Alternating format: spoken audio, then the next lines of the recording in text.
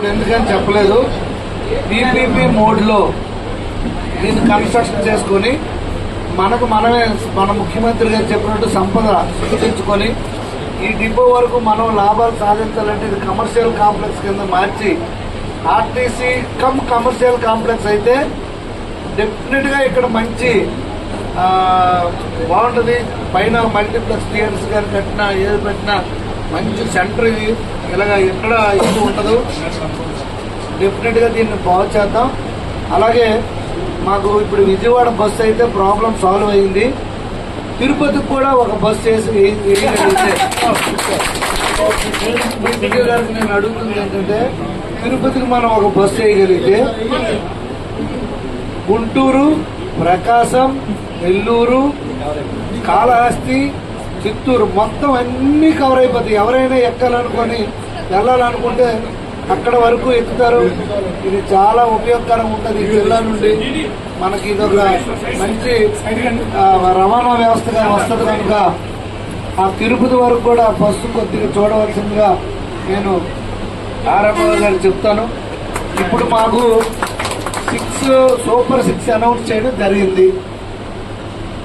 100 అయినా 600 అయినా సూపర్ 6ని 100% అమలు చేసి తీరుతాం.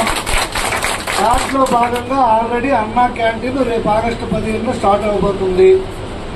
పెన్షన్స్ ఆల్రెడీ స్టార్ట్ చేసేసాం.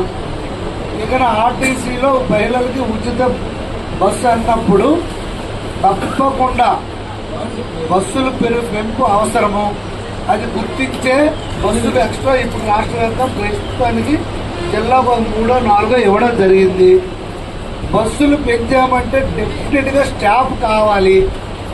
బస్సులు గత 5 సంవత్సరాలు ప్రభుత్వం టక్కు పెట్టేసి కొనకుండా ఉండడానికి కారణం ఏంటంటే కొంటే సిబ్బంది లేరు. ఈ కొరత ఉంది. సిబ్బంది రిక్రూట్ చేయాలంటే సిబ్బందికి డబ్బులు ఇవ్వాలా. బట్టలు పైన బట్టలు టేబుల్ కింద బట్టలు నొక్కడానికి ఛాన్స్ దొరకదని దొంగ నాటకాలు ఆడి వాళ్ళు నిర్వీర్యం చేస్తారు ఆర్టీసీ. ఇప్పుడు అది మీకు జరగదు. మంత్రివర్యులు కానీ ముఖ్యమంత్రి ఇందాకే చెప్పాను, ఎన్డీఏ ప్రభుత్వం కృతనిశ్చయంతో ఉంది. సూపర్ 6 అమలు చేస్తాం. మీకు సూపర్ 6తో ముడిపడి ఉన్న అంశం ఉంది కనుక మనకు మంచి రోజులు వస్తాయని ఈ సందర్భంగా నేను తెలియజేసుకుంటాను. సరిగ్గా అభివృద్ధికి నోచుకోలేదు కనుక కొద్దిపాటి వర్షం పడితే నీరు నిలిచిపోయిన పరిస్థితి.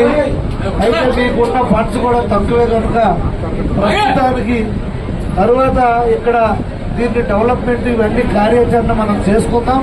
అలాగే డ్రైనేజ్ వ్యవస్థ కూడా తర్వాత చేసుకుందాం. ప్రస్తుతానికి ఈ నీరంతా అటు సైడ్ వెళ్ళిపోతున్న పరిస్థితి ఉంది కనుక అక్కడ నుండి మున్సిపాలిటీ వాళ్ళు ఆ చివరి నుండి మీరు ఆ చివరి వరకు ఈ డ్రైన్ ని తీసుకెళ్లి విడిచిపెట్టినట్లయితే ఆ చివరి నుండి పూర్తిగా ఆ మెయిన్ కాలువ వరకు నది వరకు మున్సిపాలిటీ వాళ్ళు ఈ పన్నును చేపట్టి ఈ డ్రైనేజ్ కార్యక్రమం ఫ్యూచర్ లో వాటర్ నిలువ లేకుండా చేయడానికి కోసం ఆల్రెడీ కమిషనర్ గారు అక్కడ ఎంఈఓ గారికి అందరికీ ఆదేశాలు ఇవ్వడం జరిగింది. ఇక్కడ డిఈ గారు అలాగే కమిషనర్ ఎంఈఓ గారు అందరూ కలవమని కూడా మొన్న బస్సులు ఓపెనింగ్ సందర్భంగా చెప్పాను. అది ఎంతవరకు వచ్చిందో నాకు ఇంతవరకు తెలియదు కనుక ఈ రోజు కూడా మళ్ళీ చెప్తున్నాను.